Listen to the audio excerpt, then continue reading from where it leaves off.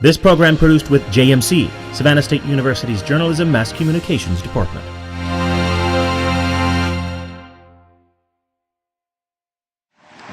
Oh, freedom. Oh, freedom. Oh, freedom over me, and before I'd be a slave, I'd be buried in my grave and go home to my God and be free. Now, the city of Savannah, first of all, was founded in 1733. The institution of slavery was made legal here in 1750. And when I say the institution of slavery, I use that term the entire time of my walking tour because if you know about institutions, institutions are connected to other institutions. And in this case, the institution of slavery in Savannah was connected to the banking institution. It was nothing personal. It was a business. The institution of slavery in the city of Savannah, especially from the 1850s marching up to the American Civil War, 1865, the institution of slavery was thriving. It was a business, and business was good. Between 1860 and 1865, here in the city of Savannah, those men who were plying in the slave trade, they were brokers, they were bankers, and they sold people. And the first Tuesday of the month, they would sell slaves on the steps of the county courthouse there on Wright Square. Not the one that is existing now, but there were two there previously that happened. And the business was all about brokers. When I use the term brokers, these men were making 2.5 to 6% on every person that they sold. And they would not sell them one or two at a time. They would sell them in gangs, and gangs of 80 to 90. In fact, the largest slave sale in the state of Georgia happened right here in Savannah. It was called the Weeping Time in 1859, when the 435 enslaved people of Major Pierce Butler's plantation down in Darien, Georgia, was sold at the Timbrook Racetrack here in Savannah. They called it the Weeping Time because, like a typical Savannah day, it was raining. It rained for 3 days while these Africans presented themselves to these new owners to be sold into slavery. How we were able to communicate with each other when you think about you coming from different tribes, different African tribes, and, different kinds of knowledge that you brought with you. When you think about what we did in this country to help it economically, because right here in Savannah,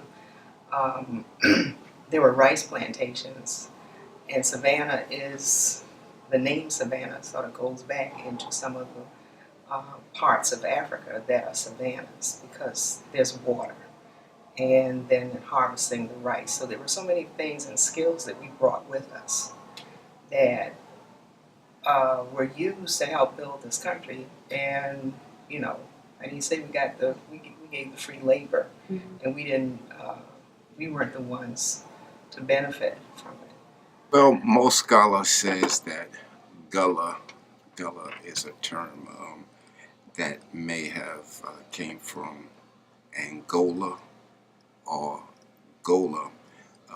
The Gola tribe is a rice-growing tribe from the east coast of Africa or the west coast of Africa. And most scholars say that Gullah may have been shortened or may have been changed from Gola to Gullah and its heritage. The Gullah Geechees are found on the coast of Georgia and the coast of Carolina. You hear of the Sea Islands.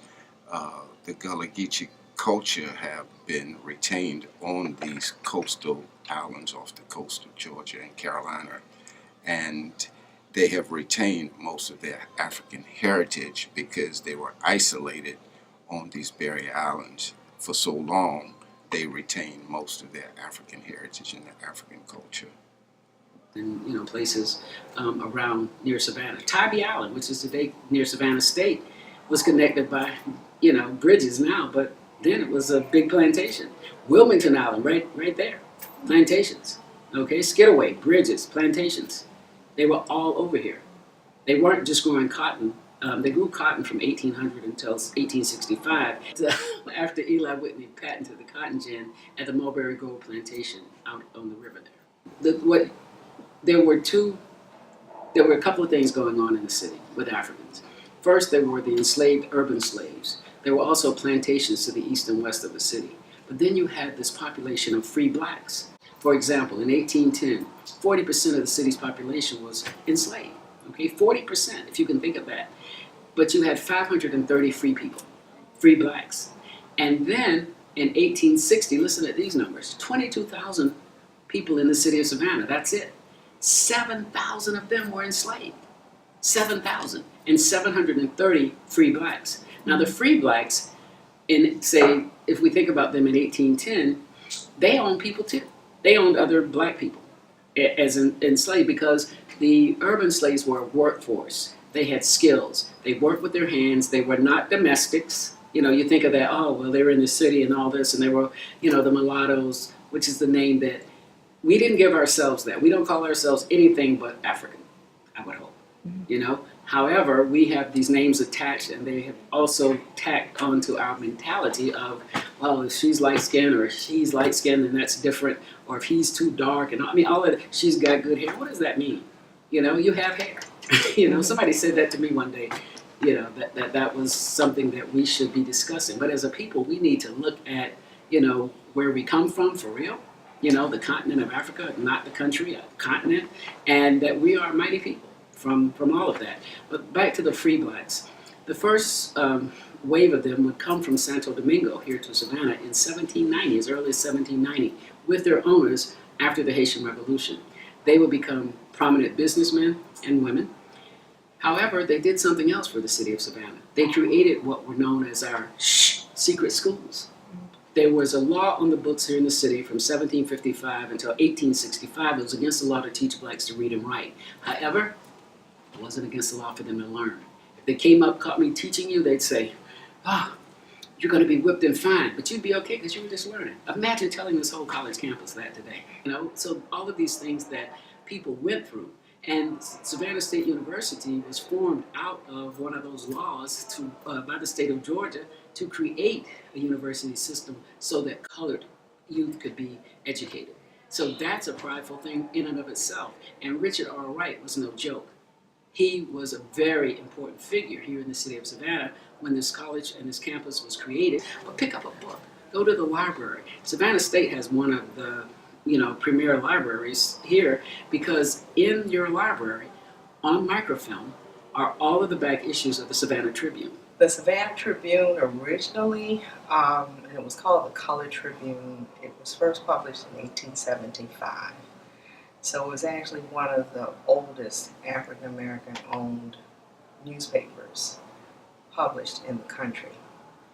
And the original founders were three gentlemen, John DeVoe, Mr. Lewis B. Toomer, and John Pleasant.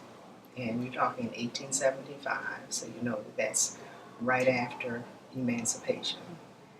And they decided that there should be some vehicle, something in writing, to inform the African American community, give them some guidance in reference to things that they should do from an economic standpoint, from a political standpoint. So it was the voice of this community from 1875, and it was in continuous publication until 1960.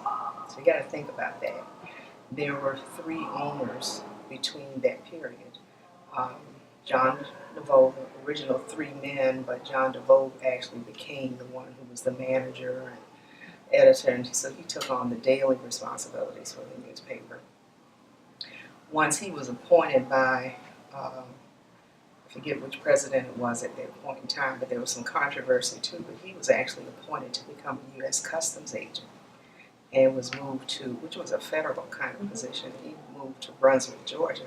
So then he turned the managing and the ownership of the newspaper over to Saul C. Johnson. And if you've been in Savannah for any time, Johnson High School, right down the street from Savannah State, is named for Saul C. Johnson. He became the owner, the publisher, and the editor. His goddaughter worked for him. So when he retired, Willa Ayers Johnson became the owner, the publisher, and the editor of the Savannah Tribune.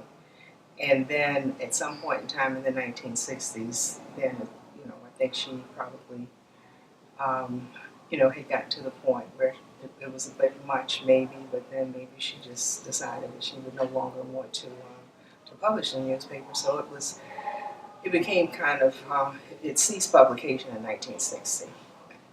And in 1973 we were able to revive the newspaper, and even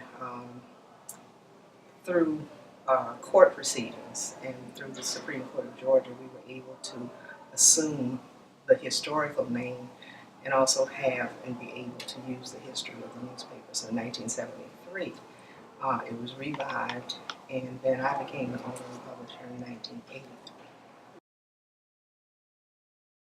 The first Savannah Black Heritage Festival was held in 1989. And I think it was during the fall of the year. It could have been in October or September. I'm not sure of the month, but definitely it was in 1989. It was actually the founder of the festival, the person who established it was the late Wesley W. Law. And from its inception, it had financial support and moral support from the city of Savannah. Basically, the focus is to help our citizens, and especially our youth. And when we say our citizens, we're looking at across ethnic backgrounds, across age, so it's intergenerational as well. But it's just to help them to have more appreciation and enhance their development of culture, but definitely to have more appreciation for the contributions that African Americans have made to the cultural development and the history of this country. And we try most times to specifically look at their contributions in the Savannah and the Low Country area of Georgia and South Carolina.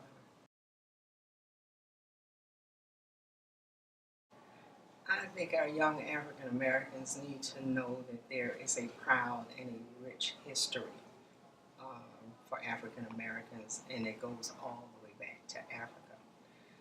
Our young people need to understand where we came from. You know, we came from kings and queens. We were scholars. When you look at probably any discipline, especially in the math and the sciences and the liberal arts, if you go actually trace it back to its beginning, you will find that Africans were very instrumental in having these disciplines and even teaching, you know, some of the others, the Greeks, etc. And our young people don't understand the heritage and the rich heritage that we have, that we brought with us when we were brought to this country. You have to know where you come from. It's Sankofa. It's go back and fetch it, get that history, bring it forward. I mean, when I walk around your campus and I see all these beautiful, young, intelligent black men and women, each and every one of them has some touch of the continent on them, about them. You know, it could be just the hairstyle, the hair color, the way the nails are done. Something innately lets them know who they are. So I just wish they could express that more. Oh, freedom. Oh, freedom. Oh, freedom over me, and before I'd be a slave, I'd be buried in my grave and go home.